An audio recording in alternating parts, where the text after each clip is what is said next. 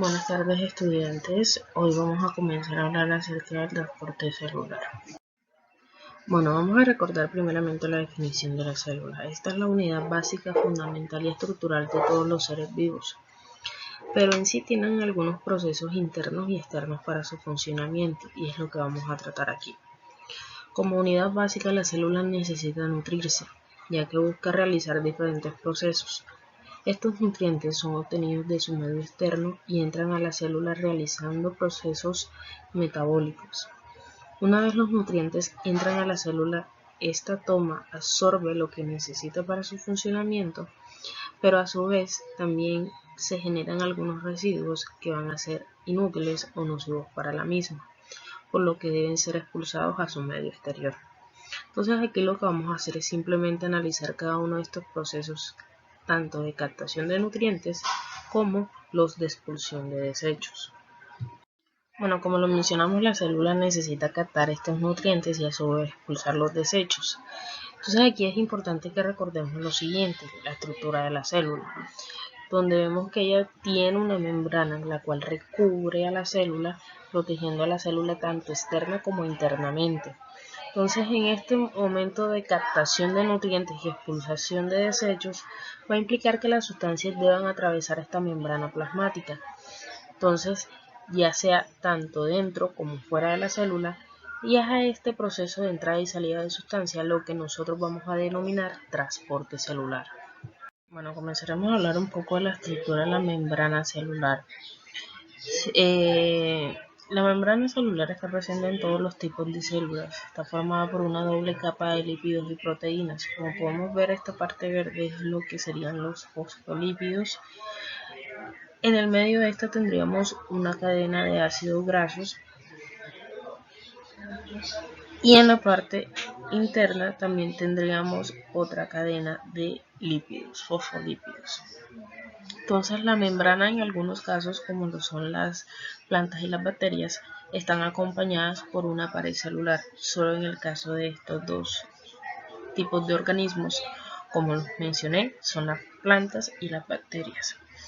Estas membranas y paredes van a presentar unos poros, los cuales van a permitir el paso de agua, dióxido de carbono y que los nutrientes pasen fácilmente a través de diversos procesos, los cuales veremos más adelante cómo se dan cada uno de estos. Además, estas membranas van a cumplir como la función delimitadora con el medio externo de la célula, las cuales van a separar como que lo interno con lo externo, van a proteger la célula.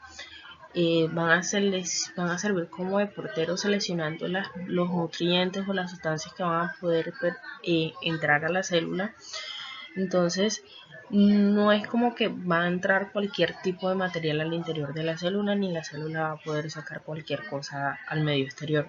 O sea, esta membrana va a cumplir como, va a ser muy selectiva, va a cumplir como un proceso de selección, diciendo qué sustancias van a poder ingresar y qué sustancias van a poder salir. Porque es que de esta manera la célula no va a perder nutrientes y tampoco va a permitir que cualquier tipo de sustancias entre sabiendo o sin saber si le pueden hacer daño o no.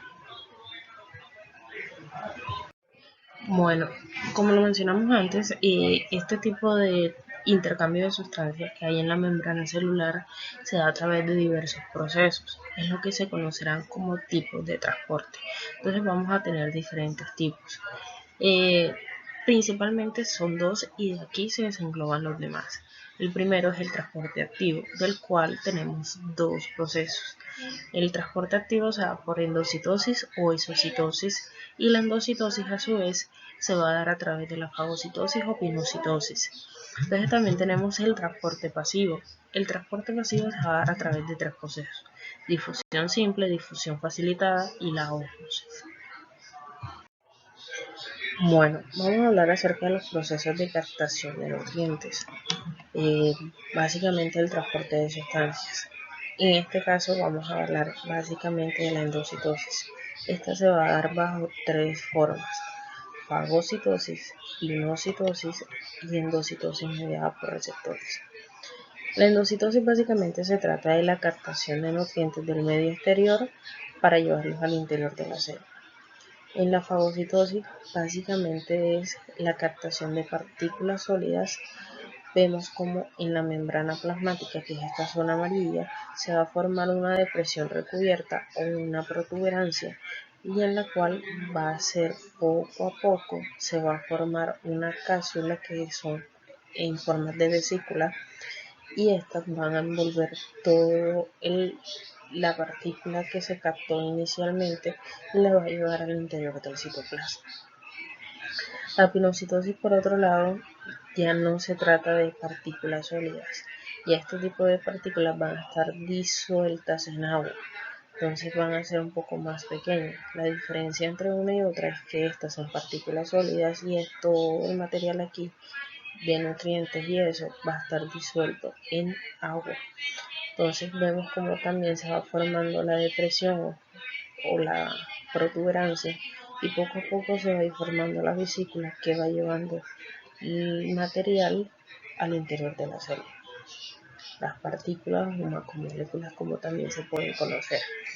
La endocitosis mediada por receptores básicamente lo que es, a pesar de que todo esto es un solo proceso, y tienen unas diferencias. En la endocitosis también se va a formar una depresión recubierta, pero en esta ocasión lo que va a necesitar es estos cositos aquí que vemos en la imagen, que son en forma de receptores, es decir, van a recibir las proteínas, los nutrientes o lo que vayan a necesitar la célula. Entonces lo va a captar y lo va a atrapar, y poco a poco se va formando, así como acá, la protuberancia, hasta que llega a ser la vesícula y van a estar cubiertos. Todo esto es lo que se conoce como capa de proteína, porque está protegiendo las proteínas que van a ingresar a la célula. Entonces vemos como todos estos tres procesos, a pesar de que son muy similares, tienen sus diferencias, y todos estos tres procesos es lo que conocemos como endocitosis. Bueno, ahora vamos a hablar acerca de la exocitosis, que es otro de los procesos de transporte de sustancias. Entonces, la exocitosis es el proceso por el cual las células liberan al medio exterior ciertas sustancias, las cuales van a estar producidas por el retículo endoplasmático y el aparato de Golgi. Estas son empacadas en vesículas, así como lo decíamos en la parte anterior. Y veíamos cómo se forman las vesículas. En este caso, estas se van a formar ya sea del retículo endoplasmático o del aparato de Golgi. Y estas, al momento que entran en contacto con los lípidos que la membrana posee, lo que van a hacer es que el contenido que estas vesículas tienen se van a desocupar en el medio extracelular. Y otra de las cosas es que va a reponer la membrana y las proteínas, por lo menos en la primera, que es la secreción constitutiva, lo que busca es reponer la membrana o proteínas que la célula en la membrana necesita. Y está la secreción reguladora, que es básicamente excretar las enzimas o hormonas que ya definitivamente la célula necesita sacar a su parte exterior. Ahora vamos a hablar de uno de los transportes, el transporte pasivo. Ese se divide entre difusión simple, facilitada y ósmosis. Comenzaremos a hablar por la difusión simple. La difusión simple es simplemente el paso de pequeñas moléculas como oxígeno a través de una membrana a lugares de mayor concentración a lugares de menor concentración, esto hasta llegar al equilibrio. Para este tipo de transporte se va a dar de dos formas. En algunas ocasiones no va a llegar a necesitar nada, simplemente si acá afuera al exterior de la membrana vemos que hay una mayor concentración, en este caso pondremos un ejemplo como el oxígeno, y al interior hay una de menor proporción, lo que va a hacer es simplemente que el intercambio se va a dar, ya que la membrana va a poseer unos pequeños microporos por los cuales esta sustancia se va a poder intercambiar sin ningún tipo de problema hasta llegar al equilibrio. Pero si son sustancias un poquito o moléculas un poquito más grandes, por los cuales los poros son muy pequeños para este intercambio, lo que va a hacer es que va a utilizar las proteínas del canal para que se dé este intercambio de sustancias, moléculas, lo que en el momento se necesite y requiera. Simplemente lo que va a hacer es que en ese momento va a utilizar ese tipo de proteínas para que se dé ese equilibrio tanto interno como externo. Por otro lado, también tenemos la difusión facilitada. Como su nombre lo dice, se facilita ya que esta requiere la ayuda de estas mismas proteínas. Este tipo de difusión no se va a dar si no tenemos la proteína. Entonces es importante que en este proceso contemos con este tipo de proteínas para que se dé. Entonces aquí básicamente con moléculas un poco más grandes, como glucosa y azúcares y aminoácidos, las cuales van a requerir ayuda para pasar la membrana, y es aquí donde estas proteínas transportadoras van a entrar, ya que ellas van a captar y atrapar estas moléculas, sustancias, aminoácidos, lo que en su momento sea, las va a atrapar y las va a llevar al interior de la membrana, llevándola hasta el citoplasma. Ahora hablaremos del proceso de ósmosis, es el último y no es el menos importante. Este proceso es muy importante, ya que para la célula es importante el agua. A su paso por la membrana se le dio este nombre puntual. Es la misma difusión, pero del agua. Cuando una célula se encuentra balanceada, ya es igual concentración de agua y partículas dentro que fuera, se le llama isotónica. Pero a veces las células se encuentran en un medio desequilibrado. En ocasiones hay mayor concentración de partículas por fuera de la célula que dentro de ella. A esta situación se le llamó hipertónica. Esto se origina porque la célula deja salir agua de su interior con el ánimo de balancear las concentraciones de su exterior e interior. Cuando la célula pierde agua, se arruga. Esto es lo que no sucede cuando estamos largo tiempo dentro del agua. Se nos arrugan los dedos porque estamos demasiado tiempo dentro del agua. Se nos arrugan los dedos. Entonces, en otras ocasiones sucede todo lo contrario, es decir, concentraciones de partículas en el interior de la célula es mayor que su medio externo. A esta situación se le conoce como hipotónica. Hace que la célula deje entrar agua con el ánimo de igualar las concentraciones como consecuencia de ello. La célula se hincha e inclusive a veces explota. Todos estos procesos de concentraciones es lo que se conoce como ósmosis. Entonces muchas veces vemos como el medio externo de la célula tiene mayor concentración que el medio interno. Cada una de estas cosas recibe un nombre, a veces es viceversa, a veces está equilibrado. Entonces todo esto es lo que nosotros conocemos como el proceso de ósmosis. Bueno, como se aprecia en la imagen, vemos los diferentes tipos de procesos que se dan en la ósmosis. Sabemos que es el intercambio de concentraciones tanto externas como internas. Entonces en el hipertónico se dice que cuando la célula está hipertónica es porque su medio exterior tiene una mayor concentración que de forma externa, razón por la cual la célula va a estar en forma arrugada.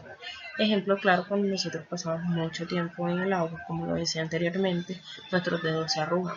Es decir, nosotros pasamos tanto tiempo en el agua que estos, en vez de mantenerse equilibrados, lo que van a hacer es que van a, digamos que como a botar agua, y lo que va a hacer es que la célula se arrugue de tal manera que no tenga ese equilibrio.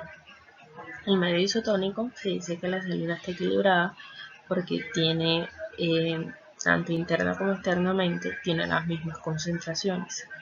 Y en el medio hipotónico se dice que una célula es hipotónica cuando digamos que esta está demasiado concentrada y su medio exterior tiene menos concentración. Entonces aquí es donde vamos a ver en la parte de abajo que eso es lo que se conoce.